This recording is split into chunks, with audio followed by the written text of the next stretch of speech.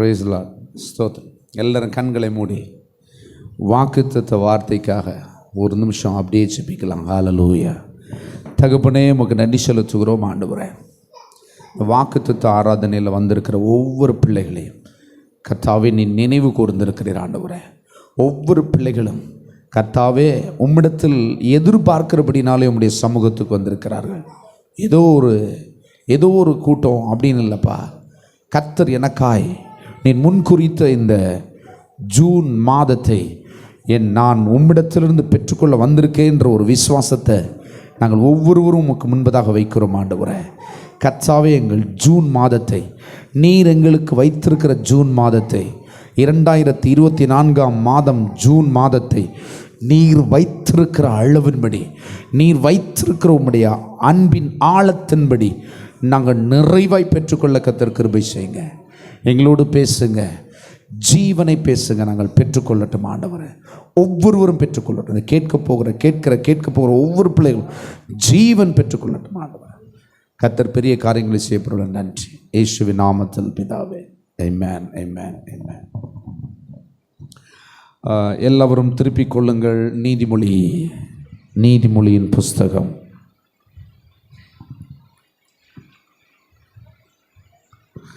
21 அதிகாரம்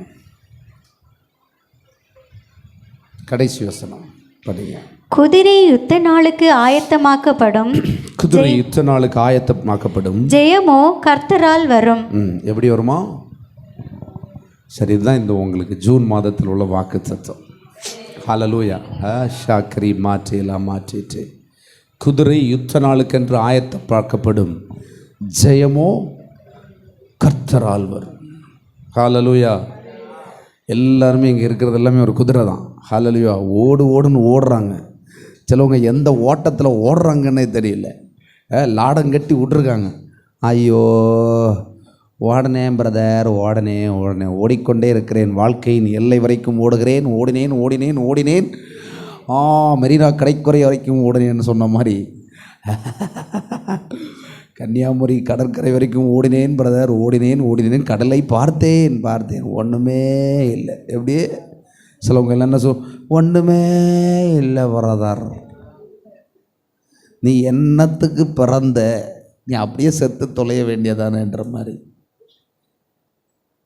தேவன் ஒவ்வொரு மனுஷனையும்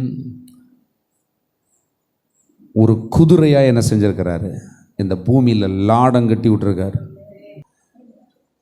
நுகம், பைபிள் வசனம் இருக்குல்ல, என் நுகம் லகுவாயும், இல்லையா? அப்படி இருக்கு இல்லையா? என் சுமை. நுகம் அப்படின்னா நீங்கள் அது ஒரு பூட்டு போல, புரியுதா? எல்லாரையும் கர்த்தர் ஒரு அவர் நினைத்த பாதையில் சென்று, அவர் நினைத்த பாதையில் வைத்திருக்கிற அந்த லெக்கை நோக்கி பிரயாணிக்கிறதுல இருக்கிற தேவன் ஒன்றை திட்டமிட்டிருக்கிறாரு. அந்த ஆசீர்வாதத்தை பெற்றுக்கொள்ளும்படி தான் தேவன் ஒவ்வொருவரையும் என்ன செஞ்சுருக்கிறாரு, அவருடைய நுகத்துக்குள் வச்சிருக்கிறார். அந்த நுகம் ரொம்ப எளிமையாக தான் இருக்கும். அது பிடுங்கி எறிகிற மாதிரிலாம் பிடுங்கி எறிஞ்சனா எரிஞ்சுக்கலாம், புரியுதா? ஆனால் மாடு குதிரைலாம் என்ன செய்யாது, பிடுங்கி எறிய முடியாது அதுக்கு, பாருங்கள்.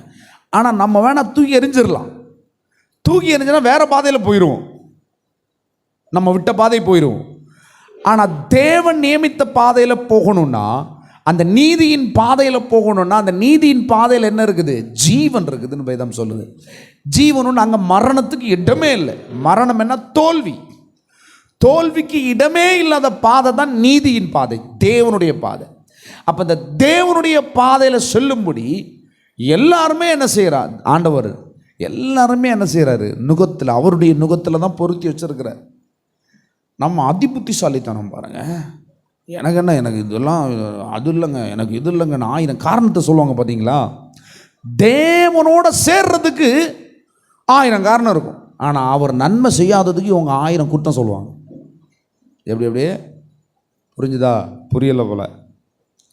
கொஞ்சம் நாளைக்கு திருத்தி சொல்கிறேன். தேவன் நன்மை செய்யணும், இவங்க என்ன தப்பு பண்ணாலும் இவங்க எங்கேயாவது மேய்ஞ்சிட்டு வருவாங்க. ஆமாம், நான் இன்னும் மேயதான் போனேன், அங்கே ஒன்றுமே இல்லைன்னு சொல்லுவாங்க. ஆனால் வரும்போது என்ன செஞ்சுருக்கணும், நல்ல உண்டை கட்டி மாதிரி கொடுத்துருக்கணும். ஆனால் ஆண்டவர் சொல்கிறாரு, நான் உனக்கு நல்ல மேய்ச்சலை தரேன், நீ இந்த பாதையில் போன்னு சொன்னால் அதில் போக மாட்டாங்க.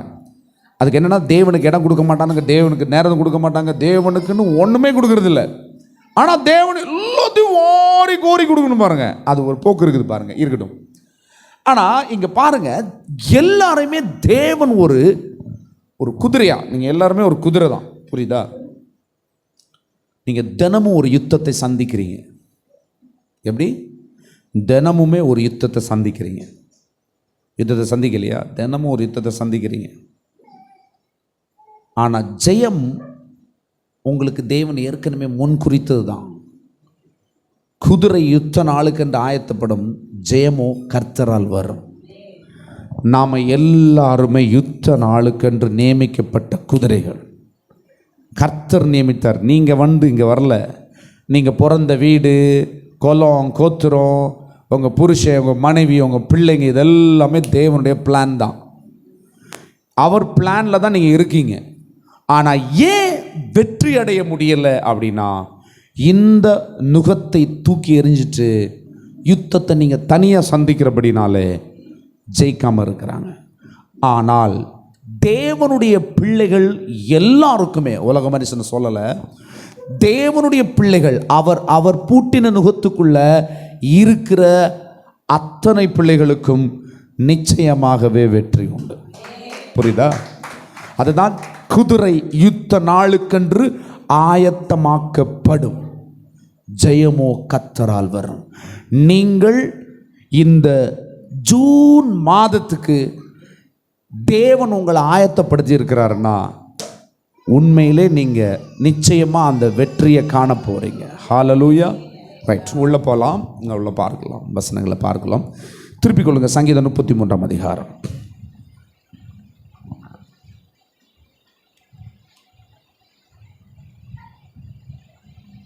சங்கீதம் 33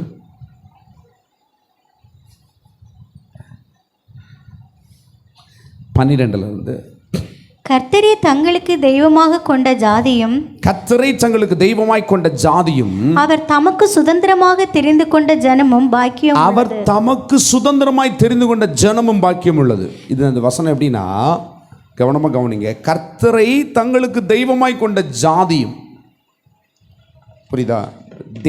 தேவனை கர்த்தரை, தேவனாகிய கர்த்தரை நீங்கள் தெய்வமாய் கொண்டிருக்கீங்க அப்படின்னா, அவர் தமக்கு சுதந்திரமாக கொண்ட நீங்கள் பாக்கியம் உள்ளவர்கள் சொல்லுது.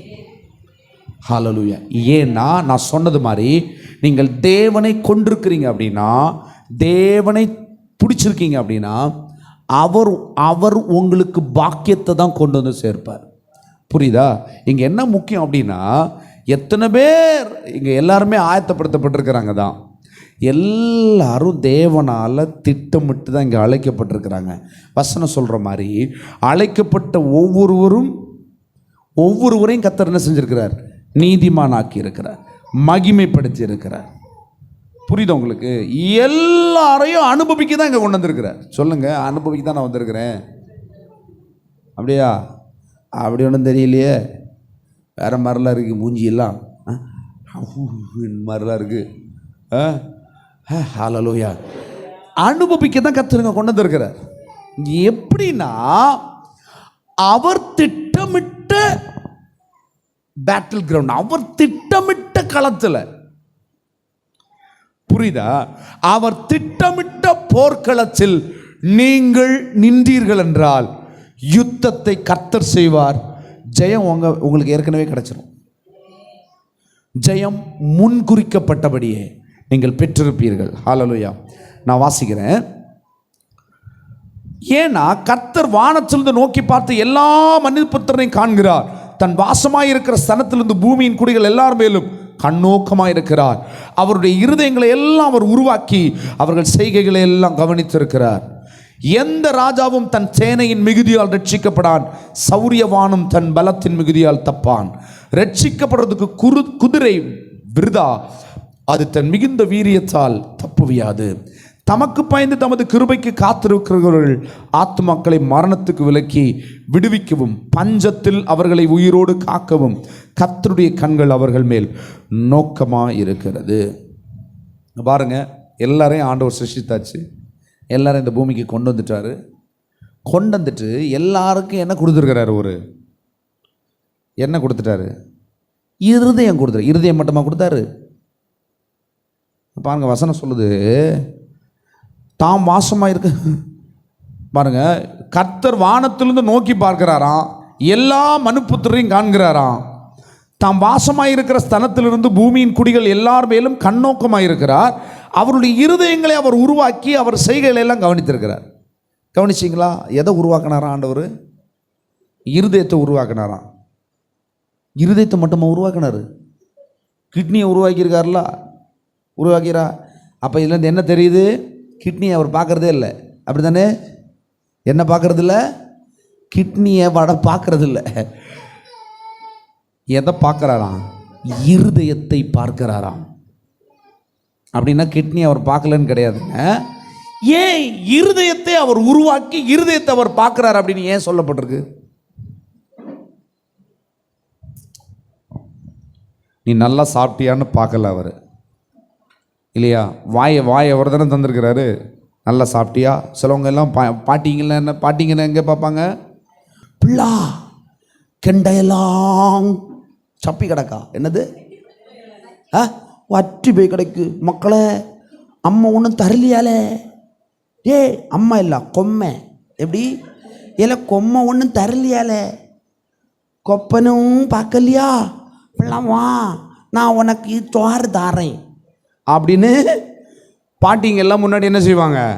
உடனே ஏதாவது கொடுப்பாங்க. நானும் உடனே என் பாட்டிகிட்ட போய், ஒன்றும் இல்லையா? ஒன்றும் இல்லை. எதுக்கு ஒன்றும் இல்லை? ஏதாவது கிளவிக்கிட்டு இருக்குதா விசேஷமானு பார்க்கறதுக்கு. புரியுதா?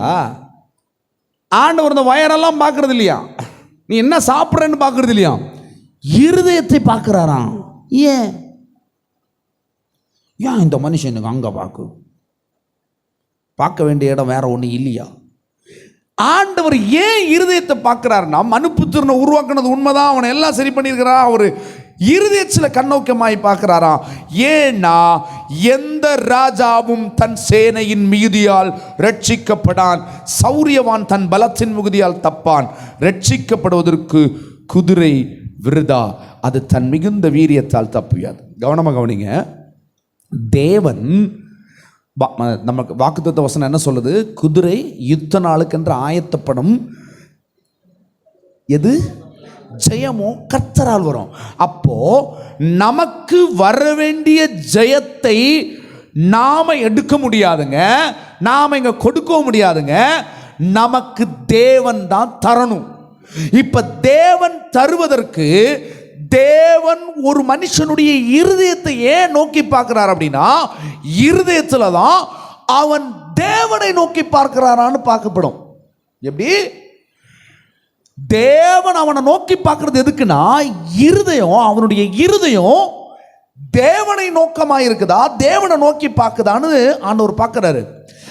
தேவனை நோக்கி பார்க்கிற இருதயத்துக்கு தான் தேவன் யுத்தம் செய்வார். அல்லாம நீ பெரிய ராஜாவா இருந்துக்கோ, உனக்கு பெரிய ஆர்மி பட்டாளமே இருக்குது, யுத்தம் செய்யறதுக்கு நீ பயங்கரமா இருக்கிற, உன்கிட்ட எல்லா தடவாளங்களும் இருக்குது, யுத்தம் செய்யறதுக்கு எல்லா பலவான்களும் இருக்கிறாங்கன்னு வச்சுக்கோ. எல்லா தடவாளம் இருந்தாலும் நீ தோற்கிறதுக்கு வாய்ப்பு இருக்கு. ஏன்?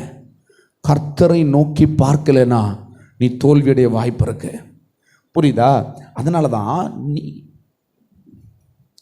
எந்த ராஜாவும் தன் சேனையின் மிகுதியால், சேனைன்னா ஆர்மி, அவனுடைய பட்டாளம், அவன்கிட்ட நிறைய வீரர்கள் இருக்கிறாங்க, நிறைய குதிரைலாம் இருக்குது, குதிரைக்கு மேலே நிறைய வீரர்களை ஏற்படுத்தி வாங்கடா அப்படின்னு சொல்லிட்டு, அப்படி அந்த காலத்துலலாம் என்ன செய்வாங்க? குதிரை தானே யூஸ் பண்ணுவாங்க. குதிரை தான் என்ன செய்வாங்க? வீரர்கள் யுத்தம் பண்ணுறதுக்கு குதிரையை தான் யூஸ் பண்ணுவாங்க மேக்சிமம், இல்லையா? அப்போது அந்த குதிரையில் ஒருத்தன் இருப்பான், ஒரு வீரர், இல்லையா? ராஜா நியமித்த ஒரு வீரன் இருப்பான், இல்லையா? அவன் கையில் என்ன இருக்கும்? ஒரு கேடகமும் என்ன இருக்கும்? ஒரு வாளும் இருக்கும், இல்லையா? ஆனால் இதை தேவனுடைய பிள்ளைகளுக்கு இதெல்லாம் தேவையில்லை. புரியுதா? தேவனுடைய பிள்ளைகளுக்கு தேவன் என்ன எதிர்பார்க்கிறார் அப்படின்னா, நீங்களும் நானும் தேவனால் நியமிக்கப்பட்டு இந்த பூமியில் வெற்றி அடையும்படி வந்து நிற்கிறோம். ஆனால் நம்ம எதை நோக்கி பார்க்கணும் அப்படின்னா, நமக்கு விரோதமாக நிற்கிற பிரச்சனை, நமக்கு விரோதமாக நிற்கிற ஆர்மி, நமக்கு விரோதமாக நிற்கிற இந்த சூழலை நோக்கி பார்க்கிறவோ, அல்லது எனக்கிட்ட இருக்குது பலம். யார் சூழலெல்லாம் நோக்கி பார்ப்பாங்க அப்படி தெரியுமா? பயந்தவன் சூழலை நோக்கி பார்ப்பான். தப்ப முடியுமா, கொஞ்சமாச்சும் ஏதாவது வழி இருக்கான்னு பார்ப்பான். எப்படி வந்தாலும் என்னை விட எவனும் ஜெயிக்கவே முடியாது, இந்த உலகத்திலே நான் தான் பெரிய ஆள், உலகத்திலே பெரிய ஆர்மி பட்டாளத்தை வச்சுருக்கேன் நான் எவனை வேணாலும் அடிக்கலான்னு நினைக்கிறவன் என்ன செய்வான்? யாரையுமே பார்க்க மாட்டான், தன்னை பார்ப்பான். அப்படி தானே? அவனும் தோற்றுருவான். புரியுதா? எதிராளி எப்படி இருக்கிறான்னு நோக்கி எதிராளியை பார்க்குறவனும் பயந்தே செத்துருவான். ஆனால் தேவன் நியமித்த மனுஷன் தேவன் நியமித்த காரியத்தை செய்து முடிப்பார் என்று கர்த்தரை நோக்கி பார்க்கிறான்னா அவன் நிச்சயமாக ஜெயிச்சிருவான்.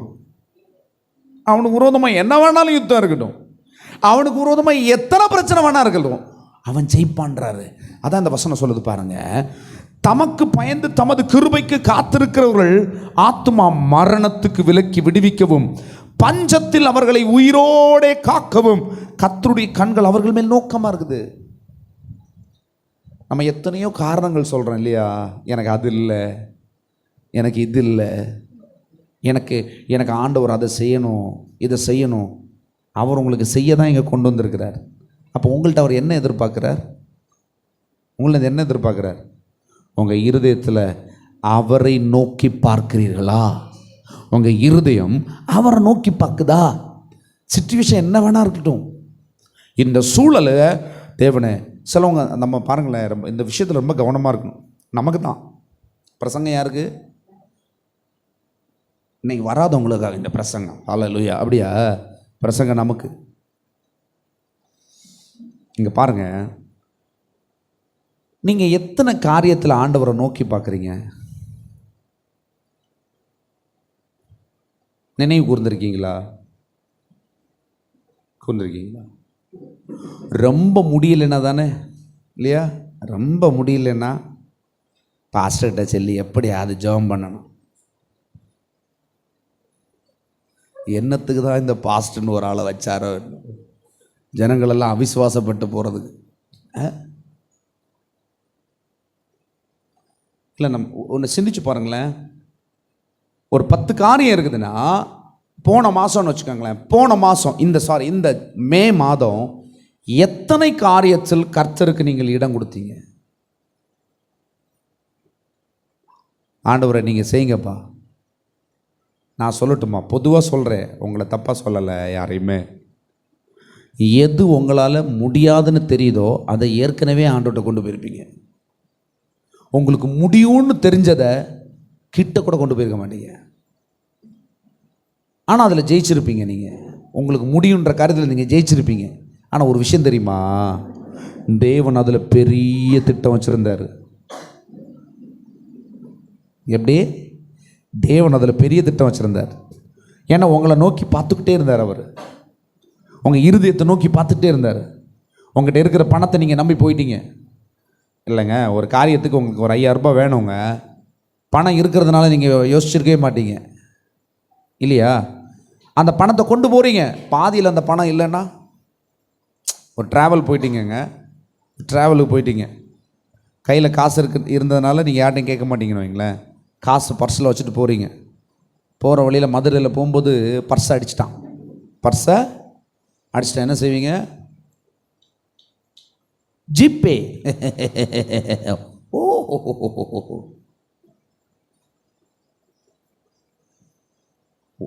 அக்கௌண்ட்லேயே ஒன்றும் இல்லைன்னு வச்சுக்கோங்க, என்ன செய்வீங்க? மதுரையில் போனோன்னு ஒரு கற்றுவீங்க பாருங்க. ஐயோ, ஓ, ஓ, ஃபோனும் அடிக்க முடியல, ஃபோனு சாக்கடையில் விழுந்துருச்சு. என்ன செய்வீங்க? சங்கிதானே? இல்லை அப்படித்தானா?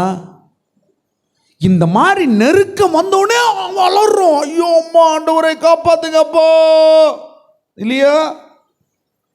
இல்லைங்க, கர்த்தர் மனுப்புத்திரனை இருதயத்தில் நோக்கி பார்க்கிறார். உங்கள் இருதயத்துக்குள்ளே நோக்குறார் அவர். உங்கள் இருதயத்தில் என்ன நடக்குது? எனக்கு ஏதாவது வேலை இருக்குதா? இவன் எனக்கு வேலை கொடுக்குறானா?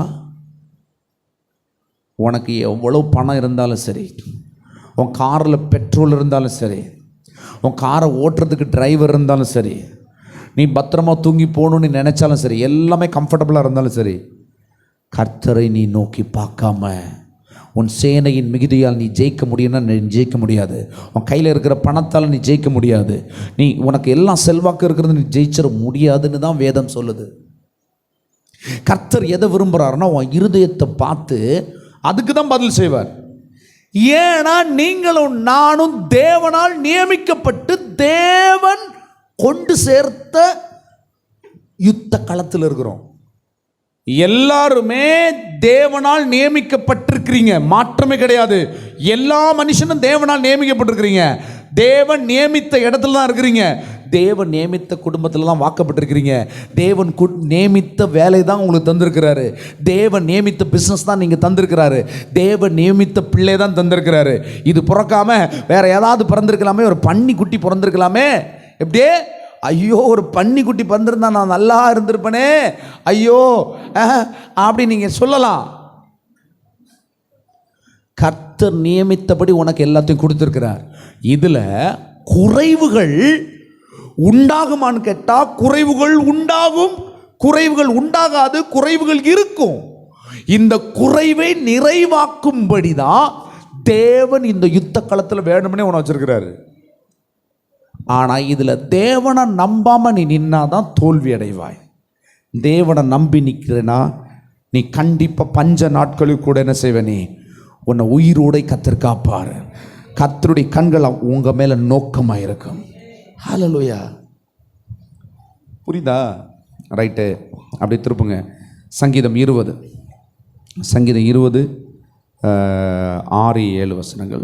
சங்கீதம் 20 6-7 வசனங்கள். கர்த்தர் தாம் அபிஷேகம் பண்ணினவரை ரட்சிக்கிறார் என்பதை, கர்த்தர் தாம் அபிஷேகம் பண்ணினவரை ரட்சிக்கிறார் என்பதை இப்பொழுது அறிந்திருக்கிறேன். இப்பொழுது அறிந்திருக்கிறேன். தமது வலது கரம் செய்யும் ரட்சிப்பின் வல்லமைகளை காண்பித்து, தமது வலது கரம் செய்யும் ரட்சிப்பின் வல்லைகளை காண்பித்து, தமது பரிசுத்த வானத்திலிருந்து, தம் பரிசுத்த வானத்திலிருந்து அவருடைய ஜெபத்தை கேட்பார். அவருடைய ஜெபத்தை கேட்பார். சிலர் ரதங்களை குறித்தும், சிலர் ரதங்களை குறித்தும், சிலர் குதிரைகளை குறித்தும், சிலர் குதிரைகளை குறித்தும் மேன்மை பாராட்டுகிறார்கள். மேன்மை பாராட்டுகிறார்கள்.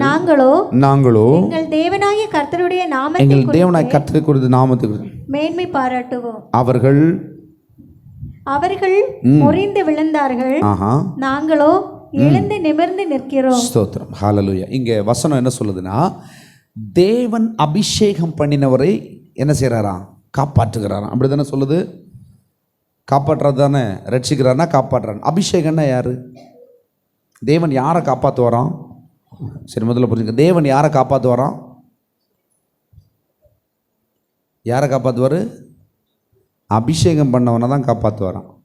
இங்கே எத்தனை பேர் அபிஷேகம் பண்ணவங்க இருக்கீங்க? உள்ளதா? சரி, அபிஷேகத்தின் இன்னொரு ரூட் சொல்லித்தரேன். எப்போ இது எனக்கு நியமிக்கப்பட்டது அல்ல என்று நினைக்கிறீர்களோ அப்பொழுது உங்களை விட்டு அபிஷேகம் எடுக்கப்படும். இந்த புருஷனை கட்டி வச்சு, எப்படியே இந்த புருஷனை கட்டி வச்சு என் வாழ்க்கையில் நான் படுற பாடு இருக்கே அப்படின்னு நீங்கள் நினைக்கிறீங்களா? அபிஷேகம் உங்களை விட்டு வெளியே போயிடும். கர்த்தாவே, இந்த மனுஷனுக்கு என்ன வாக்கு பண்ணியிருக்கிறேன், இந்த குடும்பத்தில் என்ன வாக்கு பண்ணியிருக்கிறேன். பக்கத்தில் அவன் நல்லா இருக்கா, இவன் நல்லா இருக்கா, அவன் நல்லா இருக்கான்னு பார்க்கறதுக்கு இல்லை உன் வேலை. உனக்கு நியமிக்கப்பட்ட வாழ்க்கையை தேவனுக்கு முன்பதாய் நீ கனம் பண்ணினாய் என்றால் தேவன் உன்மேல் வைத்திருக்கிற அபிஷேகத்தை நீ கனம் பண்ணுகிறாய். இந்த குடும்பத்தில், இந்த பிஸ்னஸில், இந்த வேலையில், இங்கே இருக்கிற நெருக்கடியை நீ சந்திக்கும் பொழுது, நெருக்கடியை சந்திக்கும் பொழுது நீ என்ன நினைக்கிற? நெருக்கடியை சந்திக்கும் என்ன நினைக்கிறோம்? ஐயோ இது நம்ம செட்டாவது போல இருக்குது, இது நமக்கு தேவையில்லை போல இருக்குது. அதை உடனே அங்கே இருந்துட்டு வானம்பாடி நிற்கிறது. நீ வானம்பாடி நின்னா தேவன் உனக்கு கொடுத்த அந்த வாய்ப்பை நீ என்ன செய்கிறன்னா தகுதி இல்லைன்னு நீ விலகி நிற்கிறன்னு அர்த்தம்.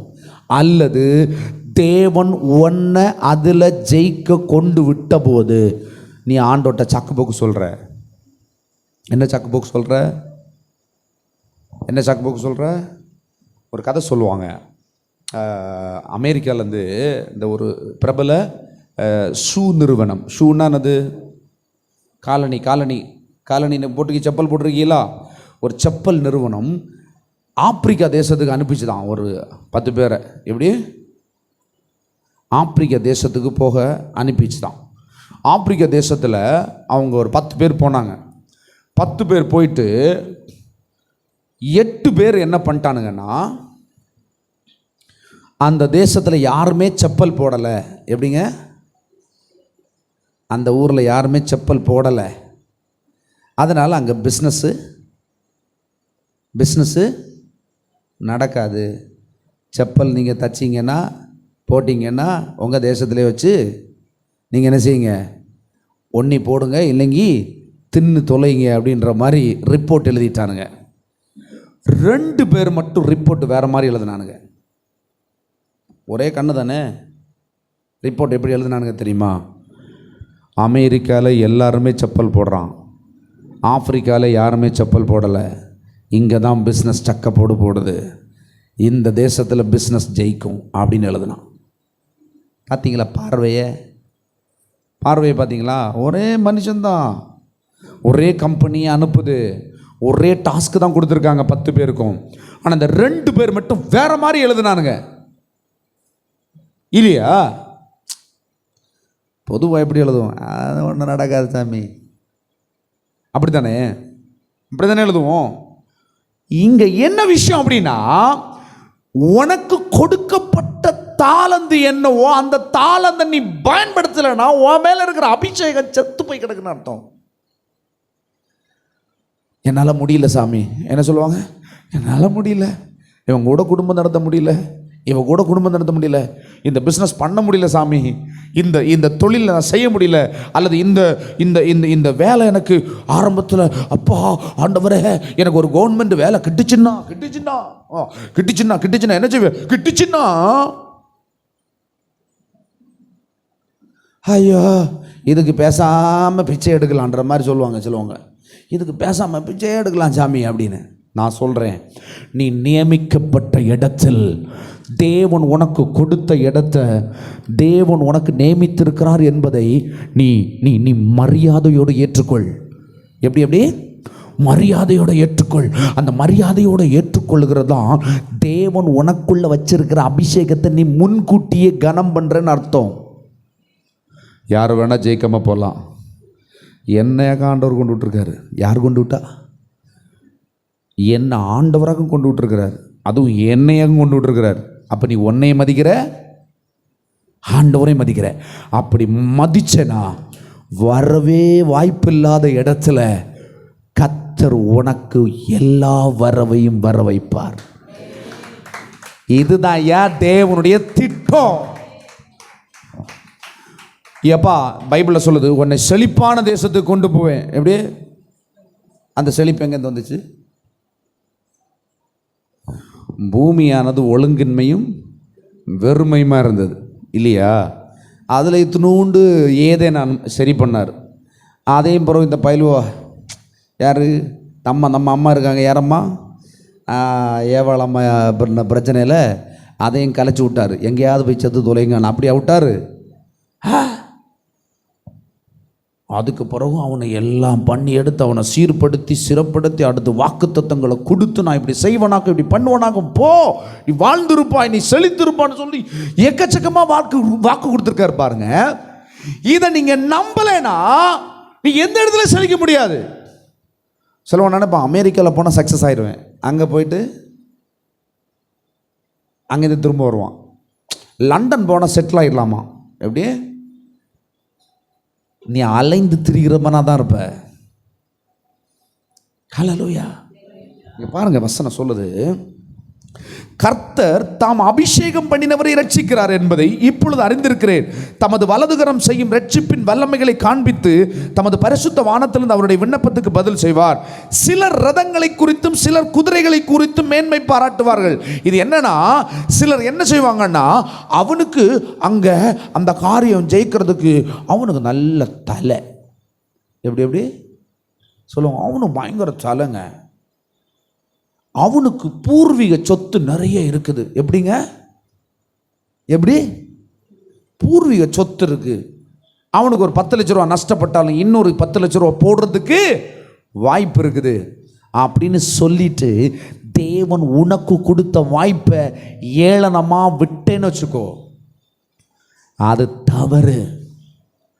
அல்லது என்ன வந்தால் பார்த்துக்கலாம். இப்போ அவனை பார்ப்போம், பணக்காரன், அவன்கிட்ட எல்லாம் இருக்குது, என்ன வந்தால் பார்த்துக்கலாம்டா, எவ்வளோ ரூபா போனாலும் என்கிட்ட இன்னும் பணம் இருக்குதுன்னு சொல்லி அறியாமையில் அவன் மறுபடியும் பணத்தை விதைச்சு தொழில் செஞ்சாலும் அவன் என்ன செய்வான்? விழுந்துருவான். ஹல்லேலூயா. அப்போ என்னன்னா, தேவன் அழைக்காம நீங்கள் இங்கே வரல, நிற்கல, நீங்கள் தேவனால் ஜெயிக்க வேண்டிதான் தேவன் உங்களை யுத்த களத்தில் விட்டுருக்கிறார். ஆனால் யுத்தத்தை கர்த்தர் செய்கிறார். அதை புரிஞ்சுக்கோங்க. நீங்கள் யுத்தம் செய்யலை, வியாபாரம் நீங்கள் செய்யலை, வேலை நீங்கள் செய்யலை, புருஷனை நீங்கள் பார்க்கல, மனைவியை நீங்கள் பார்க்கல, பிள்ளைகளை நீங்கள் வளர்த்தல, கர்த்தர் செய்கிறாரு, கர்த்தர் வளர்த்துறாரு, கர்த்தர் கூட இருக்கிறாரு. ஐயோ இந்த மனைவியோட ஐயோ வாழ்க்கையை போச்சுங்க, அப்பப்பா இவள்கிட்ட ஒன்றுமே சொல்ல முடியும், இருக்கட்டும், அப்படி தான் இருக்கும். ஆனால் என்ன, இல்லை, இது கர்த்தர் எனக்கு நியமித்தது. கர்த்தர் நியமிக்காத சில காரியங்களை சிலர் செய்கிறாங்க, தேவன் அறியாத பிள்ளைங்க. நான் என்ன சொல்கிறேன்னா, தேவன் அறிஞ்ச பிள்ளைங்களுக்கு சொல்கிறேன். தேவன் அறிஞ்ச பிள்ளைங்கள்ட்ட அபிஷேகம் இருக்குது. அந்த அபிஷேகம் நுகங்களை என்ன செய்யும்? முறிக்குமா. எந்த நுகங்களை? சத்ருவின் நுகங்களை. புரியுதா உங்களுக்கு? எல்லா நுகங்களையும் முறிக்கிற சக்தி தேவனுடைய அழைப்புக்குள்ள இருக்குது. எல்லாருமே தேவன் அழைச்சோம். நீங்கள் நான் சொல்லுங்க, நீங்கள் யாராவது சொல்லியிருக்கீங்களா, என்னத்துக்கு நான் பிறந்தேனோ என்னதோ சொல்லியிருக்கீங்களா? ரைட். தேவன் அறிஞ்ச பிற்பாடு நீங்கள் சொல்லுவீங்களா? ஏன் சொல்லலை? கர்த்தர் என் மேல் ஒரு திட்டத்தை வச்சிருக்கிறாரு, அவர் தான் என்னை அழைத்திருக்கிறார், தெரியுதுல்ல? அந்த அழைப்பை தெரிந்து கொள்ளுங்கள், மறுபடியும் தெரிந்து கொள்ளுங்கள், அதிலே நில்லுங்க. யுத்தம் கர்த்தருடையதாய் மாறும். ஜெயத்தை அவர் ஏற்கனவே உறுதி பண்ணியிருக்காருங்க. யார் உறுதி பண்ணது? சத்ரு இல்லை. உங்க ஜெயத்தை உறுதி பண்றதோ உறுதி பண்ணாததோ சத்ரு இல்லைங்க.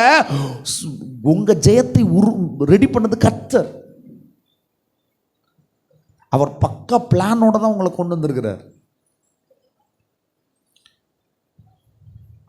நீங்கள் சொல்லுங்களேன். சிலர் என்ன சொல்லுவாங்க, ஆரம்பத்திலலாம் ஒரு மாதிரி தான் நினச்சேன் பிரதர், என்ன வாழ்க்கைன்னு. போக போதான் தெரிஞ்சுது, எனக்கெல்லாம் இந்த மாதிரி ஆள் தான் வேணும். எப்படியே இல்லையா என்ன சொல்லியிருக்கிறாங்க. முதல்லலாம் எனக்கு அந்த ஆளை கண்டாலே பிடிக்காதுங்க. காட்டு மராண்டி மாதிரி இருப்பாருங்க. ஒரு ஃபீலிங்கே இல்லை அந்த மனுஷனை மாதிரி இருப்பார். ஆனால் போக இப்போ தான் தெரியுதுங்க, எனக்கு ஏற்ற ஜாடி இதுதான், இல்லை ஜாடிக்கு ஏற்ற மூடி இதுதான் அப்படின்னு இப்போ தான் தெரியுது. எப்போ? 40-50 வருஷம் தாண்டி. ஆனால் இது முன்னாடியே தெரிஞ்சிருச்சுன்னு வச்சுக்கோங்க. முன்னாடி தெரியாதுங்க, உலகம் சொல்லி தராதுங்க. ஆனால் கர்த்தர் சொல்லி தருவார். அழைப்பை நம்புகிறவர்களுக்கு அது தெரியும். அழைப்பை நம்புகிறவர்கள் மேலே அபிஷேகம் ஊற்றப்பட்டிருக்கு. அந்த அபிஷேகம் உங்களுக்கு எல்லாத்தையும் கற்றுக் கொடுக்கும். பார்த்தீங்களா? அந்த அபிஷேகம் இருந்துன்னு வச்சுக்கோங்க, இந்த உலக தரமாக நான் ஜெயிச்சிருவேன், நான் அப்படி பண்ணியிருக்கிறவன்லாம் அவன்லாம் தோத்துருவான். மாற்றமே இல்லைங்க. தப்பி தவறி ஒரு 10ல் 5 பேர் ஜெயிச்சவனே நீ அதை நம்பிடாத. அது ஒரு நாளைக்கு தோல்வி அடைக்க வாய்ப்பு இருக்குது. ஆனால் நான் என்ன சொல்கிறேன்னா, 100% வெற்றி அடைகிற வாய்ப்பை சொல்கிறேன். புரியுதா சிங் பிரதர்? அது என்னது? எக்ஸ்பேர்டா? என்ன பேட்டரி? எவ்ரிடேயா? எக்ஸ்பைர்டு. அமரனா? அமரராஜ் அவர் ஒரு பேட்டரி கடை தான் போட்டிருக்கிறாரு. ஆனால் அவருக்கு ஒரு கம்பெனி, ஒரு பல கோடி ரூபா செலவு பண்ணி ஒரு கம்பெனி தொடங்குறதுக்கு என்ன செய்யல, வாய்ப்பு இல்லை. அப்படி தானே? ஆனால் நீங்கள் நோக்கி பார்த்தீர்கள் என்றால் நீ இருக்கிற இடம் இப்படி தான் இருக்கும், உனக்கிட்ட இருக்கிற வாய்ப்பு இவ்வளோதான் இருக்கும். ஆனால் உன்னை அழைத்தவர் பெரியவர், அவர் எனக்காய் யாவற்றை செய்வார். நான் எல்லாத்தை விட மேலே இருக்கிறதுக்கு தான் என்னை அழைச்சிருக்கிறாரு. ஏன்னா நான் அவன் நம்புறது, உலகத்தில் இருக்கிறவன் நம்புறது அவனுடைய பணத்தை, அவனுடைய செல்வாக்க, அதான் அவன் தன்னிட்ட இருக்கிற பலத்தை நம்புறான். அதான் சிலர் ரதங்களை குறித்தும் குதிரைகளை குறித்தும் அவன்கிட்ட இருக்கிற சக்தி, அது அவன்கிட்ட இருக்கிற பண சக்தியாக இருக்கலாம், செல்வாக்கு சக்தியாக இருக்கலாம், ஏற்கனவே இருக்கிற பிஸ்னஸோட டேர்ன் ஓவராக இருக்கலாம், இல்லை அவன் பேங்கில் வச்சிருக்கிற குட்வில் அந்த நல் மதிப்பாக இருக்கலாம், அதன் மூலமாக அவனுக்கு லோன் கிடைக்கலாம். ஆனால் இங்கே ஒன்றுக்குமே வாய்ப்பு இல்லை தான். ஆனால் என்னை அழைத்து கொண்டு வந்தவர் உண்மை உள்ளவராக இருக்கிறாரு. அவர் ஒரு திட்டத்தை என் மேலே வச்சிருக்கிறாரு. ஆகையினாலே அந்த அபிஷேகம் என் மேலே இருக்கிறபடினாலே அபிஷேகம் நுகங்களை முறித்து தேவன் என் மேல் வைத்திருக்கிற அந்த ஜெயத்தை பெற வைக்கும் அப்படின்னு நினைச்சேனா, நீ தான் அடுத்த உலகத்திலே பெரிய பேட்டரி கடைக்காரே. ஹல்லேலூயா, ஹல்லேலூயா. பைக் வாங்குறதுக்கே வாய்ப்பில்லை, காரு அப்படின்னா நீ தான் கார் ஓனரே. என்ன சொல்லணும்? என்ன ஓனரு? 2 கார் வாங்கின அந்த ஓனரை சொல்லலை, நான் கம்பெனி ஓனரை சொல்கிறேன். நீ தான் கம்பெனிக்கே ஓனர் ஆகிருவே. ஹல்லேலூயா. ரேஞ்ச் ரோவர் நினைக்கிறேன், ரேஞ்ச் ரோவர் அண்ட் இன்னொரு கார் உண்டு,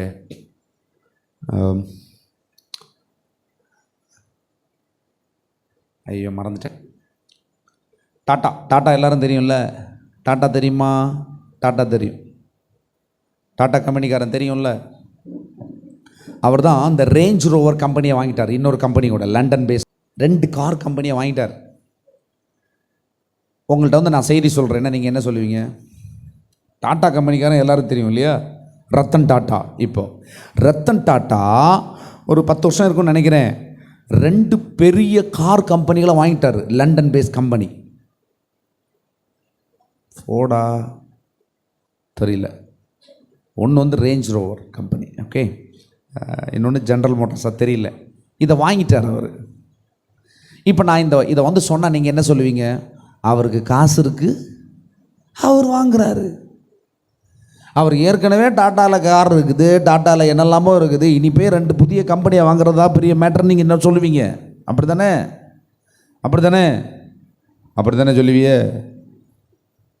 சொல்லுவீங்க. இந்த டெக்கான் சார்ஜஸ்னு ஒரு ஏர்வேஸ் இருக்குது தெரியுமா? இந்தியாவிலே ரொம்ப லோ ரேட்டுக்கு நீங்கள் போனோன்னா அதில் தான் போகலாம். டெக்கான் சார்ஜஸ் ஃப்ளைட்டில் போகிறவங்களுக்கு தெரியும். அதுதான் ரொம்ப சீப்பு. எப்படி? ரொம்ப சீப் ரேட்டுக்கு அவன் தான் முதல்ல கொடுத்தான். ரீசெண்டாக வந்தது தான், ஒரு சினிமாலாம் வந்தது, சூரரை போற்று அப்படின்னு ஒரு தமிழ் மூவி. போய் பாருங்கள், அந்த நல்ல மூவி பாருங்கள், இதெல்லாம் நல்லதெல்லாம் பாருங்கள். அந்த மூவி அந்த டெக்கான் சார்ஜஸ் வச்சு தான் வந்துச்சு. அவர் என்னென்னா ஒரு பின்புலமும் இல்லைங்க அவருக்கு. அந்த சினிமாவை பார்த்தேன்னா உங்களுக்கு தெரியும், எல்லாரும் பறக்க விடுற மாதிரி நானும் பறக்கணும். எப்படி? நானும் ஒரு ஃப்ளைட்டை பறக்க விடணும், ஜனங்களை கிராமத்திலேருந்து சிட்டிக்கு கொண்டு போய் காட்டணும், அதுவும் ஃப்ளைட்டில் கொண்டு போய் காட்டணும் சொல்லி போரிட்டு அந்த ஆள் சந்தித்த பிரச்சனைகளெல்லாம் அந்த மூவியில் காட்டியிருக்கான் பாருங்கள். அது ஓரளவு தான் காட்டியிருப்பான் போல், ஆனால் அந்த மனுஷன் ரொம்ப கஷ்டப்பட்டுருப்பார். எனக்கு டெக்கான் சார்ஜஸ் நிறைய ஓடுது பாருங்கள் ஃப்ளைட்டு. பாருங்கள், ஒரு தனி மனுஷன் எந்த பேக்ரவுண்டும் இல்லாமல் உருவாகி வந்திருக்கானா? வந்தானா? நான் சொல்கிறேங்க, அவங்க கூட கஷ்டப்பட்டு வந்திருப்பாங்க. ஆனால் வசனம் சொல்கிறத ஒன்று கீழ்ப்படுவீங்களா? வசனம் சொல்கிறது ஒன்று கேட்பீங்களா? வசனம் சொல்லுது, உன் மேலே அபிஷேகம் பண்ணியிருக்கிறேன்றாரு. அபிஷேகம் பண்ணின ஒன்றை கர்த்தர் எப்படி காப்பாற்றுவார் அப்படின்னா, தன்னுடைய உயர்ந்த நிலையை வச்சு காப்பாற்றுவார். வெறும் காப்பாத்துறது மட்டும் இல்லை, உன்னை விருத்தி அடைய செய்வார். இதுதான் தேவனுடைய திட்டம். இதுக்கு தான் உன்னை குதிரையா இந்த இந்த யுத்த களத்தில் ரெடியாக்கி வச்சிருக்கிறார். ஆனால் நீ என்ன செய்வ? கொஞ்சம் லைட்டாக இங்கே குத்துனோன்னு குத்துது குத்துது குத்துது குத்துதுன்னு சொன்னாலே உடனே செய்யணும்.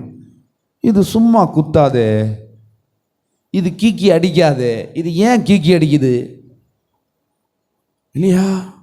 நீங்கள் பார்த்துருப்பீங்க, சிலர் குடும்பத்தில் தொடர்ந்து நிறைய பேர் செத்து போயிருப்பாங்க. அப்போது தாத்தா சொல்லுவார், மக்களே பேர பிள்ளைகிட்ட, நீ டாக்டர் ஆகணும். என்ன நம்ம குடும்பத்தில் எத்தனை பேர் செத்து போனாங்க, நீ டாக்டர் ஆவியான்னு சொல்லி அந்த பிள்ளைக்குள்ள ஒரு கனவு உண்டாக்கி, அந்த தகப்பன் அந்த கனவுக்கு கூட இருந்து ஒத்தாசை பண்ணி அந்த பிள்ளை ஒரு டாக்டர் ஆயிரும். அப்படி தானே? நான் சொல்கிறேங்க, தேவன் உங்களுக்கு நியமித்தது, தேவனுடைய கனவு தான் அது. உங்களுக்கு நியமித்த காரியத்தை நீங்க தேவனோடு கூட இருந்து ஜெயம் பெறுங்களேன். அவர் நியமித்த வாழ்க்கை இது. தேவன் நீங்க நியமித்தது இல்ல, தேவன் நியமித்த வாழ்க்கை. இந்த வாழ்க்கையில நீங்க ஜெயம் பெறுவீங்க 100%. உலகம் நினைக்கிறபடி அல்ல, உலகத்தின் அளவின்படி அல்ல, தேவன் நினைக்கிற, தேவன் வச்சிருக்கிற அளவின்படி நீங்க பெறுவீங்க. நம்புறீங்களா? நான் நம்புறீங்க, ஒன்றும் தெரியல மூஞ்சியில. ஹல்லேலூயா ஹல்லேலூயா. தெரியவே இல்லையே.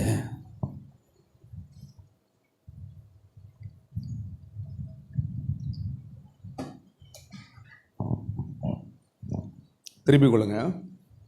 ஸ்ட்ரீட் அப்படின்னு இருக்கணும், ஃப்ரம் இந்தியான்னு இருக்கணும். இந்தியா வயலட், அங்கே நிறைய வயலட் இருக்கும்.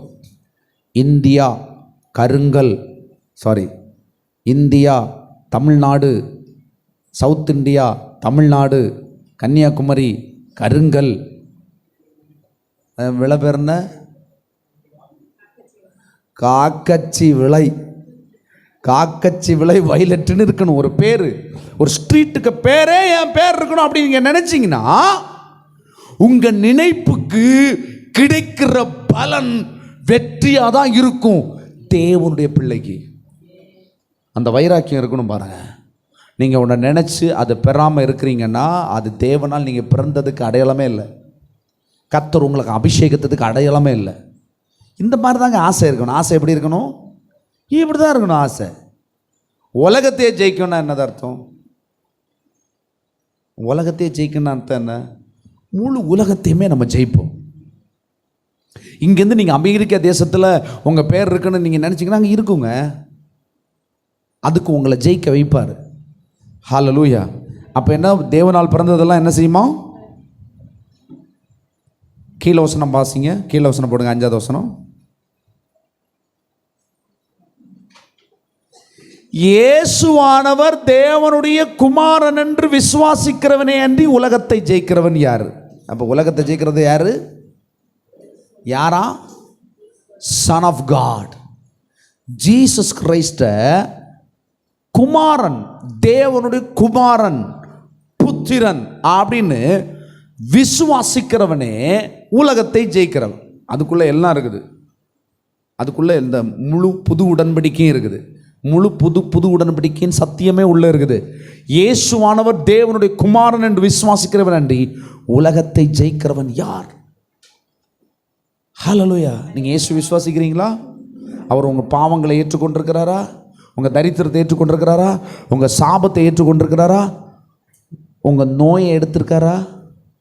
மேரியம்மா, உங்களுக்கு நோய் இருக்கா?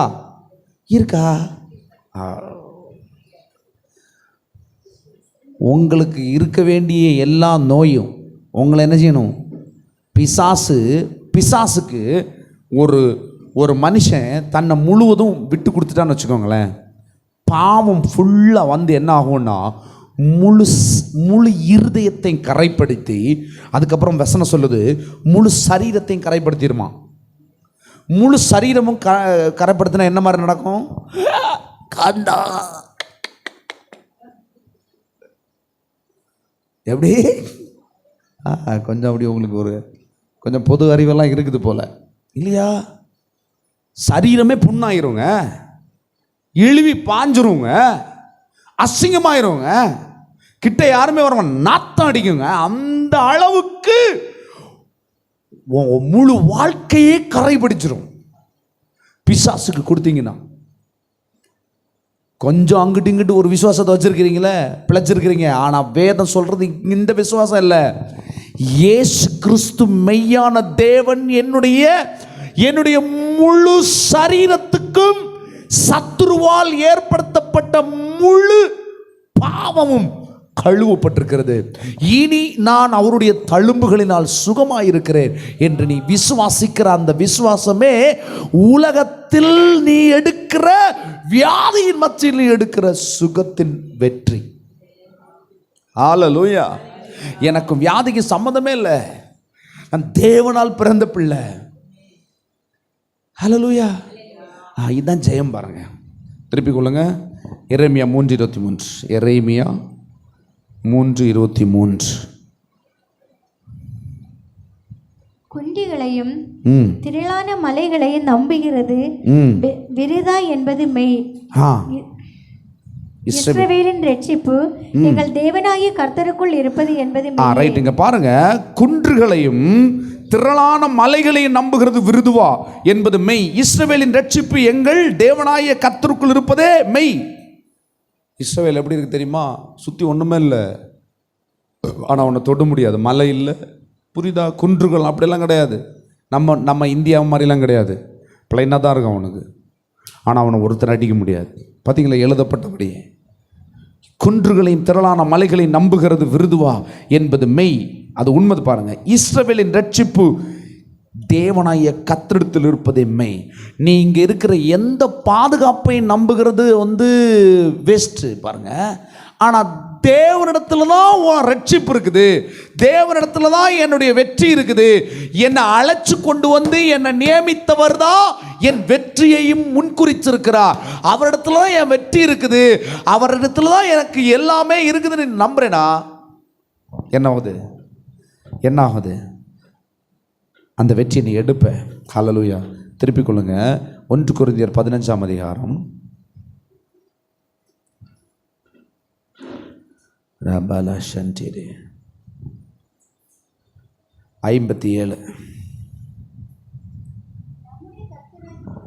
நம்முடைய நம்முடைய கர்த்தராகிய இயேசு கிறிஸ்துவினாலே நமக்கு ஜெயம் கொடுக்கிற தேவனுக்கு ஸ்தோத்திரம். ஆகையால் எனக்கு பிரியமான சகோதரரே, கர்த்தருக்கு நீங்கள் படுகிற பிரயாசம் விருதாவா இருந்ததென்று அறிந்து நீங்கள் உறுதிப்பட்டவர்களாயும் அசையாதவர்களாயும் கர்த்தருடைய கிரியையிலே எப்பொழுதும் பெறுகிறவர்களாயும் இருப்பீர்களாக. பாருங்க, நம்முடைய கர்த்தரா இயேசு கிறிஸ்துவினால் நமக்கு எப்பவுமே ஜெயம் கொடுக்கிற தேவனுக்கு ஸ்தோத்திரம்ன்றான். பாருங்க பவுல்.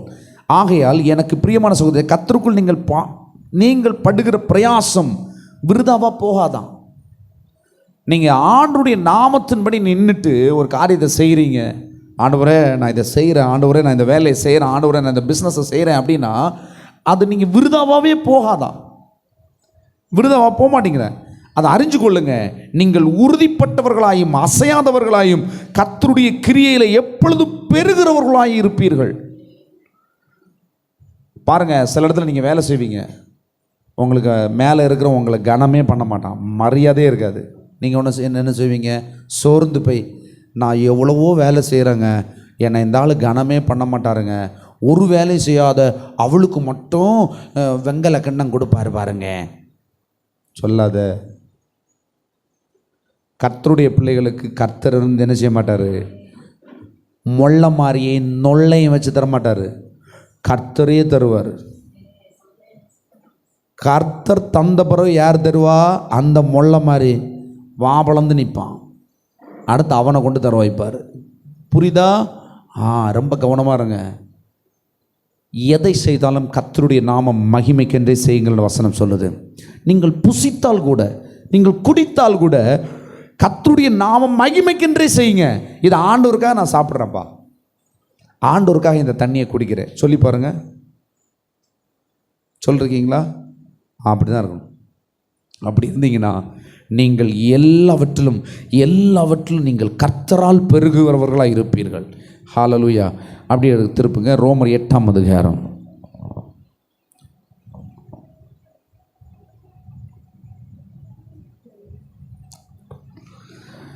ரோமர் 8ஆம் அதிகாரம் அதனுடைய 36, 37 வசனங்கள் படிங்களா. கிறிஸ்துவின் அன்பை விட்டு நம்மை பிரிப்பவன் யார்? ஆமென். உபத்திரவமோ, வியாகுலமோ, துன்பமோ, பசியோ, நிர்வாணமோ, நாசமோசமோ, பட்டயமோ, இவையெல்லாம் வெற்றிலையும் நாம் நம்மில் அன்பு கூறுகிறாராலே முற்றும் ஜெயம் கொள்ளுகிறவராய் இருக்கிறோமே.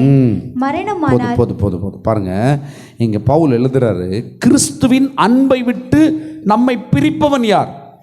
இப்ப பாருங்களேன், நீங்க முன்னாடி வசனம் சொல்லுது, நாம அவரை முன்கூட்டி நேசிக்கலையா, அவர் தான் நம்மளை முன்கூட்டி நேசிச்சிருக்கிறார். ஆகப்படி அதனால அதை நம்புறீங்களா? அப்படி நீங்க நம்புறீங்கன்னா அது உண்மைன்னா அது உண்மை. அவர் தான் நம்மளை முன்கூட்டி என்ன செய்யறாரு? நேசிக்கிறார். அப்படின்னா வசனம் சொல்லுது, அவர் முன்கூட்டி நேசிக்கிறபடினாலே அவருடைய அன்பை விட்டு நம்மளை யாரும் பிரிக்க முடியாது, எதுவும் பிரிக்காது. புரியுதா? இப்போ உங்கள் பிள்ளைய ஒரு கை குழந்தை இருக்குது இல்லையா? சுனிதா சிஸ்டர், உங்கள் பிள்ளைய நீங்கள் பிள்ளை நேசிச்சா இல்லை நீங்கள் பிள்ளைய நேசிச்சிங்களா? இருங்க, பிள்ளைக்கு தெரியாதுல்ல, ஒன்றுமே தெரியாதுல்ல. யார் நேசிச்சிருப்பா? ஆமாடா நேசிப்பாங்க. இப்போ சரி, அவன் பிள்ளை ஒரு வயசு ஆயிடுச்சுன்னு வைங்களேன். இப்போ யார் அதிகமாக நேசிக்கிறாங்க? பிள்ளையா? யார்? இவங்க தான் நேசிக்கிறாங்க. பிள்ளைக்கு எப்படி நேசிக்கணும்னு தெரியாது, அம்மான்னு தெரியும் இல்லையா? அம்மா நேருக்கு நேராக இருக்கிறதுனால அம்மாட்ட வரும். அழுதாலும் எந்த கஷ்டம் வந்தாலும் அம்மாவை நோக்கி பார்க்கும். புரியுதா? அதனால் அம்மாட்டேருந்து, அம்மாவோட அன்பிலிருந்து பிள்ளைக்கு எல்லாமே கிடைக்கும். புரியுதா? அப்போ இங்க பவுல் எழுதியிருக்கிறார், கிறிஸ்துவின் அன்பை விட்டு என்னை எதுவுமே பிரிக்காதுன்னு எழுதியிருக்கிறான். பாருங்க, உபத்திரவமோ வியாதியோ, வியாதி உங்களை பிரிக்குமா? இப்போ வியாதி அப்படின்னா, வியாதி உங்களை பிரிக்குது அப்படின்னா, வியாதினால யாரு? பிசாசுன்னு அர்த்தம். அவன் யாரை விட்டு உங்களை பிரிக்க முடியாதான்? வியாதியை கொடுத்துனாலே, இப்போ வியாதி யார்கிட்ட உள்ளது? வியாதியை நீங்கள் வாங்கிட்டீங்க, நான் உனக்கு ஒரு வியாதியை தரேன் வாங்குறியான்னு கேட்டால் நீங்கள் வாங்கிட்டீங்கன்னு வைங்களேன். வாங்கி எங்கே வச்சுருப்பிய? ஃப்ரிட்ஜில் வச்சுருப்பிய? உங்கள் சரீரத்தில் என்ன வச்சுருப்பீங்க? அப்படி தானே பிசாசு அதை தருவான். தரும்போது ஆண்டவருடைய அன்பு என்ன செய்யும்? உங்களுக்கு என்னத்தை கொடுத்துட்டு இருக்குது? உங்கள் சரீரத்தையே கொடுத்தது அவர் தான். அவர் என்ன செய்வார்? உடனே என்ன நான் கொடுத்த சரீரத்தில் எதை ஏற்றி வச்சுருக்கான் அப்படின்னு ஆண்டவர் என்ன செய்ய மாட்டார்? கல் பொறுக்கி உன்னை எறிய மாட்டார். என்ன செய்வார்? இவன் அறியாமையாக போன பாக்கில் ஏதோ எடுத்து பொறுக்கி வச்சுருக்கிறான் பார்த்துக்கோ, அது அவனுக்கு புரியல அப்படின்னு ஆண்டவர் என்ன சொல்லுவார்? டேய், இந்த வியாதி உன்னை பிரிக்காதுடா, உன்னை நான் நேசிக்கிறேன்டா. டேய் புரிஞ்சுக்கோ மரமண்டே, நான் உன்னை நேசிக்கிறேன். இந்த வியாதி உன்னை பிரிச்சுட்டு போக முடியாது. ஏன்னா உன்னை காட்டிலும் நான் உன்னை அதிகமான, நீ என்ன காட்டிலும் என்ன நேசிக்கிறதுல நான் உன்னை அதிகமாக நேசிக்கிறேன். ஆகையினால இந்த வியாதி உன்னை பிரிச்சுட்டு போறதுக்கு நான் விட மாட்டேன். ஏன்னா வியாதியை நான் தரலடா, வியாதியை பிசாசு தந்திருக்கிறான். அந்த பிசாசுக்கு நான் உன்னை விட்டு கொடுக்க மாட்டேன். அதனால வியாதி உன்னை பிரிக்க முடியாது. உபத்திரம் வரும், அந்த உபத்திரத்தில் அப்படியே மூழ்கி இருக்காத. அந்த உபத்திரத்தை பார்த்து பயப்படாத. இந்த உபத்திரம் உன்னை விட்டு சடுதியா போயிடும். நீ பயப்படாத. நீ என்னை விட்டு பிரிய முடியாது. நான் உன்னை நேசிக்கிறேன். ஹல்லேலூயா, ஹல்லேலூயா.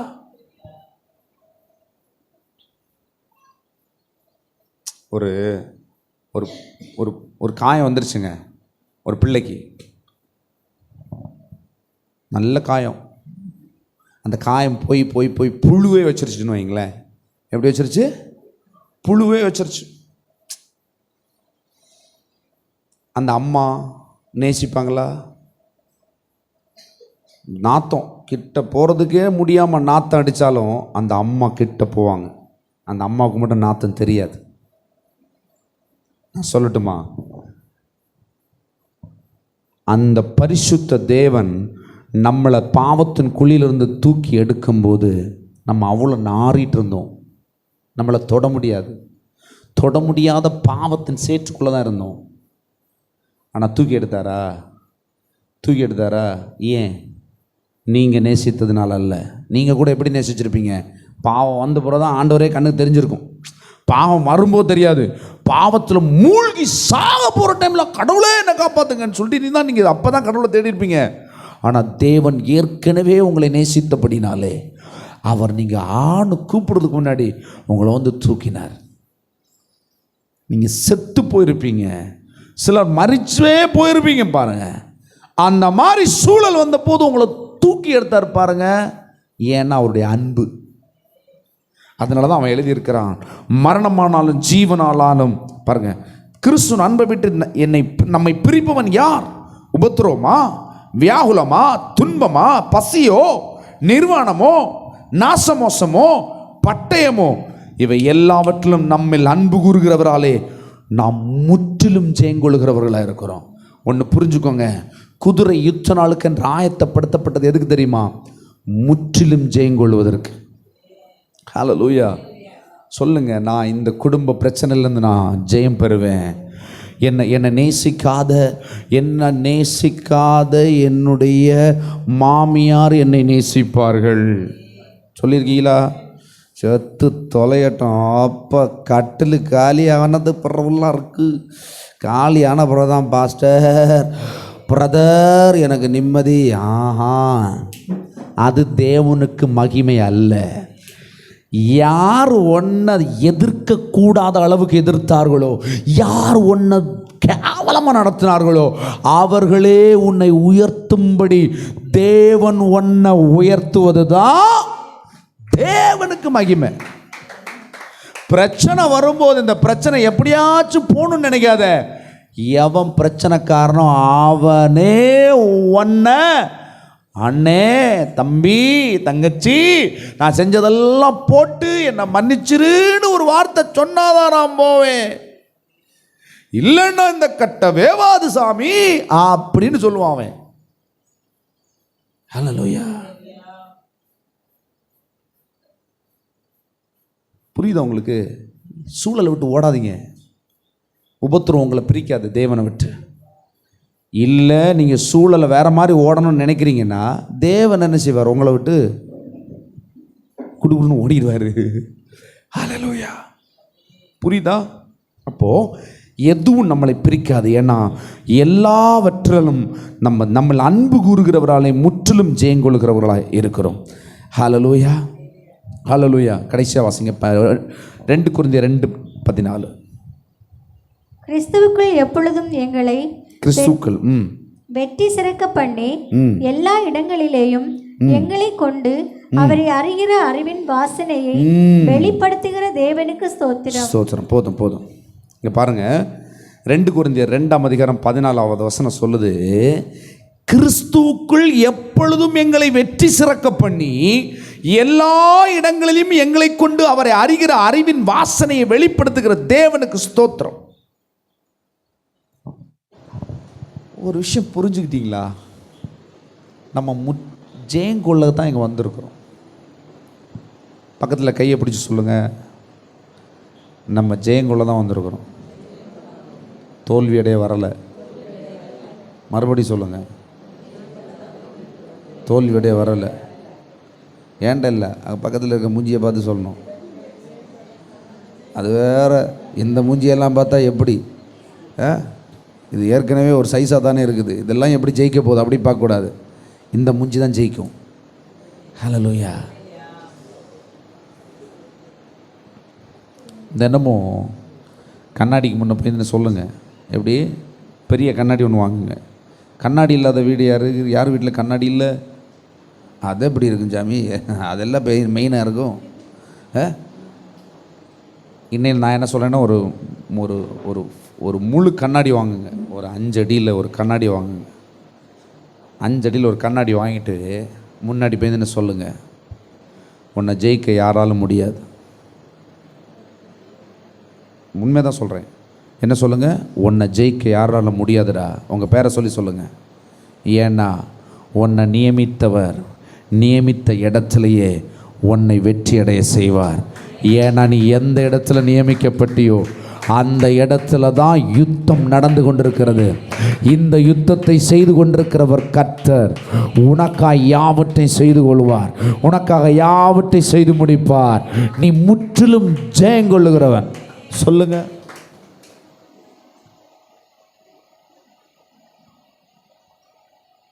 அந்த அறிவின் வாசனையை நீங்களே கேளுங்க, நீங்களே பேசி கேளுங்க. சிலர் சொல்லுவாங்க, என்னை பார்த்து நல்லா இருப்பேன்னு யாருமே சொன்னதில்லை சாமி.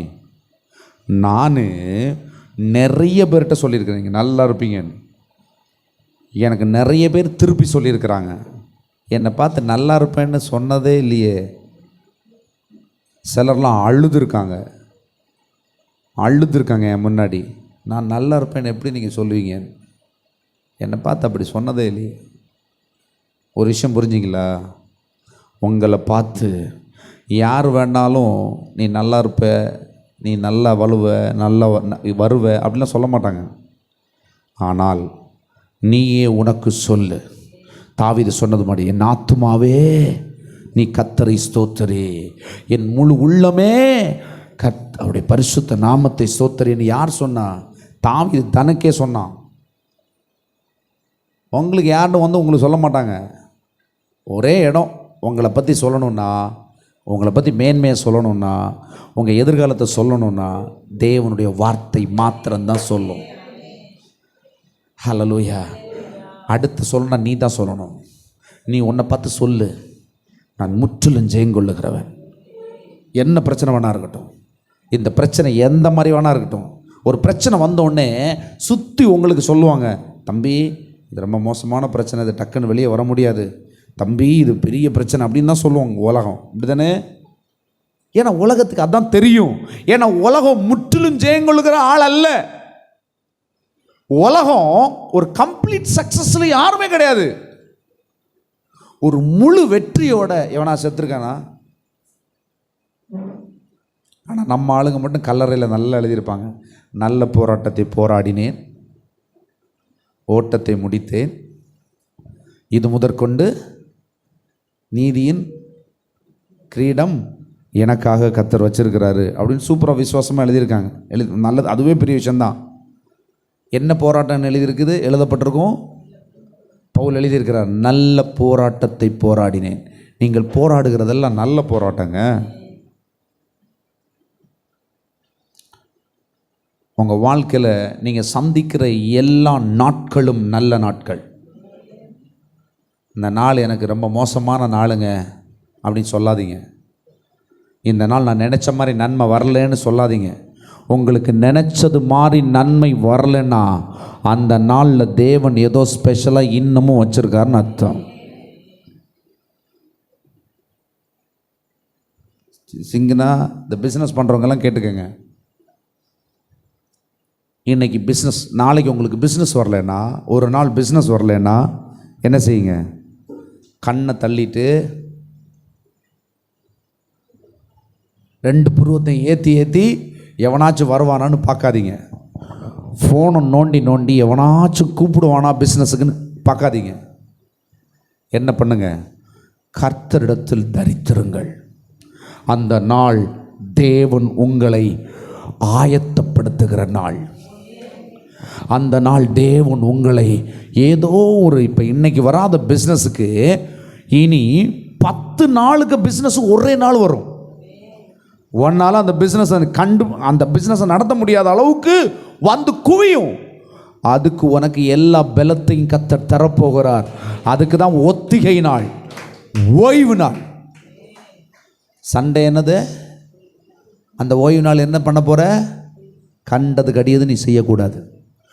ஓய்வு நாளில் என்ன செய்யணும்? கர்த்தரிடத்தில் ஓய்ந்திருக்கணும். அவர் உனக்கு ரெஸ்ட்டை தருவார். எந்த ரெஸ்ட்டை தருவார்? என்ன ரெஸ்ட்டை தருவார்? இந்த ஆத்மாவில் ஒரு ரெஸ்ட்டை தருவார். அந்த ரெஸ்ட் என்ன செய்யும் தெரியுமா? அப்படி பாஞ்சு போய் பிடிக்கும். வெற்றியை எப்படி பிடிக்கும்? பாஞ்சு போய் பிடிக்கும். அதுக்கான வலு இருக்கும், சக்தி இருக்கும். ஆனால் மற்ற மனுஷனுக்கு இருக்காது. நீங்கள் பார்த்துருக்கீங்களா? இந்த கொத்தனார்மார்கள்லாம் பார்த்துருக்கீங்கன்னா, வீடு கட்டினவங்களும் தெரியும், திங்கக்கிழமை வேலைக்கு வர மாட்டானுங்க. பார்த்துருக்கீங்களா? ஏன்? ஞாயிற்றுக்கிழமை அவங்க பயங்கர ரெஸ்ட்டு. பார்த்துருக்கீங்களா? ஞாயிற்றுக்கிழமை ஒரே ரெஸ்ட்டு கேட்டீங்களா? அதனால திங்கக்கிழமை ஓய்வு. டேய், ஞாயிற்றுக்கிழமை கண்ட ரெஸ்ட் எடுக்கிறது இல்லை. கர்த்தரிடத்தில் ரெஸ்ட் எடுத்துட்டேன்னா மண்டே நீ செய்கிறது பயங்கரமாக இருக்கும்.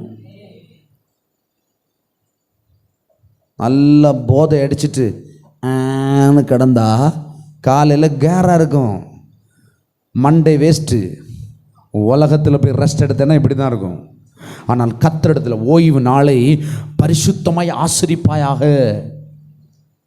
கர்த்தர் கொடுக்குற நேரத்தை நீ பயன்படுத்திக்கிட்டேன்னு வச்சுக்கோ, உன்னை விட ஆசீர்வாதத்தை பெறுகிற வேற ஒருத்தனும் இருக்காது. நான் அடித்து சொல்கிறேன், உறுதியாக சொல்கிறேன். கர்த்தருக்கு நேரத்தை நீ கொடுத்து நீ தோத்துட்டேன்னு சொல்லி பாரு. சொல்ல ஒருத்தர் கூட இருக்காது. சிலவங்க இருப்பாங்க வேற மாதிரி ஓய்வு இங்கேயும் வந்து எடுப்பாங்க. கண்ணு திறந்திருக்கும்,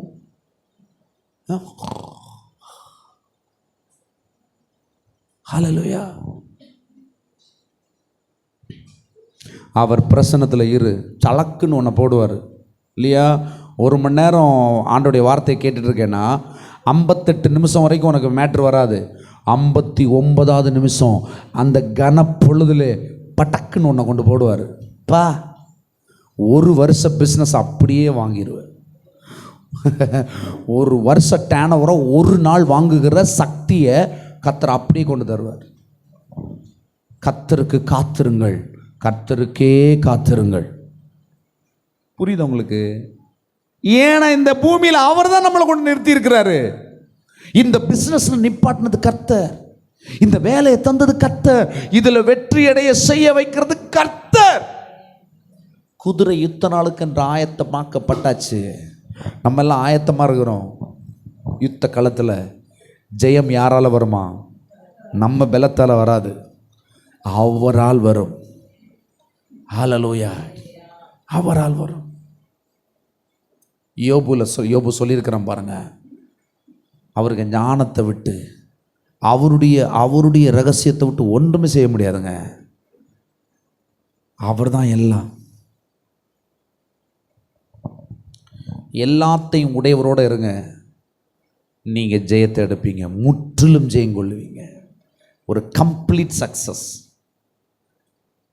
ஹல்லேலூயா. குறை சொல்லாதீங்க. நான் இந்த புருஷனுக்கு வாக்கப்பட்டேனே சொல்லாதீங்க. நான் இந்த வீட்டில் போய் வாக்கப்பட்டேனே, நான் இந்த தரித்திர மனுஷனுக்கு வாக்கப்பட்டேனே, இந்த சோம்பேறிக்கு வாக்கப்பட்டேனே சொல்லாதீங்க. 10,000 ரூபா சம்பளத்துக்கு தான் நான் வேலை பார்க்குறேன் சாமி சொல்லாதீங்க. சொல்லவே செய்யாதீங்க. கர்த்தர் திடீர்னு ஒரு ப்ரமோஷன் ஒன்று கொண்டு வந்து சேர்ப்பார். தாங்கவே முடியாததாக இருக்கும் அது. நான் இந்த மாதிரி நிறைய பேரை பார்த்துருக்கேன். கர்த்தருக்கு காத்திருங்கள்.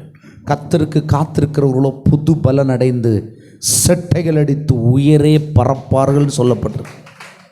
நீங்கள் உயரத்தில் பறக்கிற ஆள், அதுக்கான எல்லா வலுவும் சக்தியும் கர்த்தர் உங்களுக்கு தருவார். நீங்கள் வாழ்ந்திருப்பீர்கள். சிம்பிளாக தான் யோசிங்க, சிம்பிளாக யோசிங்க. இந்த இடத்துல நான் சும்மா வரலை. நாளைக்கு ஒரு இடத்துல போய் நிற்கிறீங்க, ஒரு ஆளுக்காக நிற்கிறீங்க. எப்படி 2 மணிக்கு வரணும்னு சொல்லி உங்களுக்கு சொல்லி ஃபோன் வந்துருச்சு, சரியா? 2 மணிக்கு வரணும்னு சொல்லி ஃபோன் வந்துருச்சுன்னா நீங்கள் 2 மணிக்கு அந்த இடத்துக்கு போகிறீங்க. ஆனால் 2:05 ஆச்சு, 2:30 ஆச்சு, 2:45 ஆச்சு, 3 ஆச்சு, 4 ஆச்சு, வரலை. நீங்கள் என்ன செய்வீங்க? கடுப்பாயிருவீங்களா? கடுப்பாயிருவீங்க தானே? கடுப்பாகாதீங்க. ஆண்டவர்கிட்ட கேளுங்க, ஏன் ஆண்டவரை இங்கே நிப்பாட்டியிருக்கீங்க, என்ன காரியம்?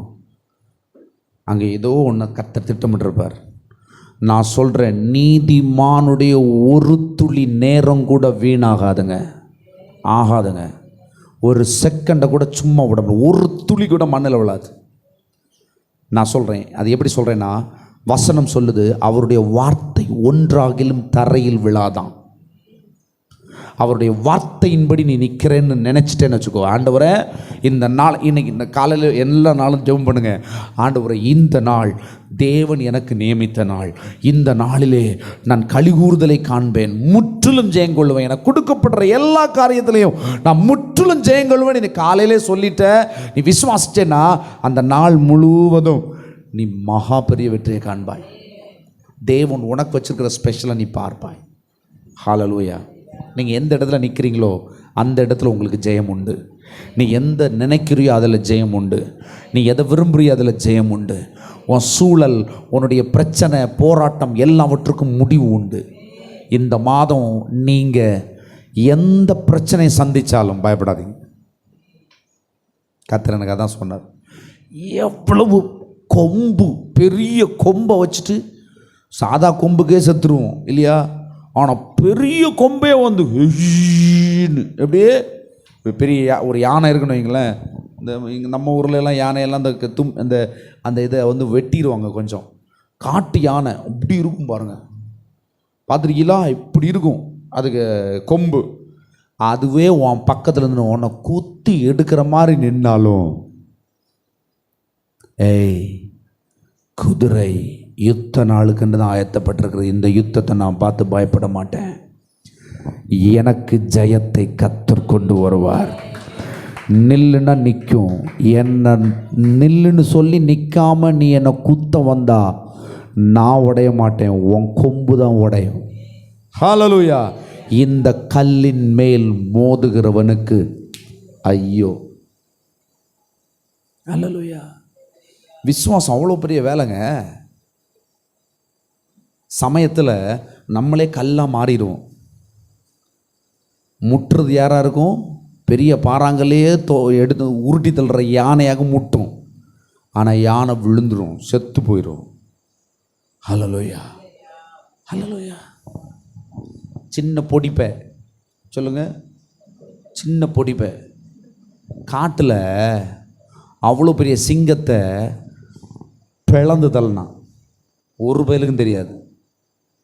அந்த அந்த அந்த பெலன் எப்படின்னா, டெய்லி ஒர்க் அவுட் பண்ணி, அங்கே ஒர்க் அவுட் பண்ணனால இல்லை, தேவனோடு அவன் சஞ்சரித்து கொண்டிருந்தபடினாலே வந்த பெலன். அதனால் அவன் அங்கே அங்கே இருக்கிற எல்லா பிரச்சனைகளும் வந்து அவன் ஜெயித்தான். திடீர்னு ஒரு நாளைக்கு நாட்டுக்கு வந்துட்டான். அங்கே பார்த்தான்னா பெரிய கோலியாத்தே நிற்கிறான். 14 அடி 16 அடி 15 அடி பக்கத்தில் இருக்கிற ஒரு கோலியத்தை பார்த்து உலகமே நடுங்கும் போது இவன் தைரியமாக யுத்த களத்துக்கு போய் ஒரே அடியில் அவனை வீழ்த்தினான். ஹல்லேலூயா. பிரச்சனைகளை சந்திங்க, சொல்லுங்கள், பிரச்சனைகளை நீ அசால்ட்டாக நான் சந்திப்பேன், ஆனால் ஜெயங்கொள்ளுவேன், முற்றிலும் ஜெயங்கொள்ளுவேன். எழும்புங்க. ஹல்லேலூயா. சாப்ரே மாற்றி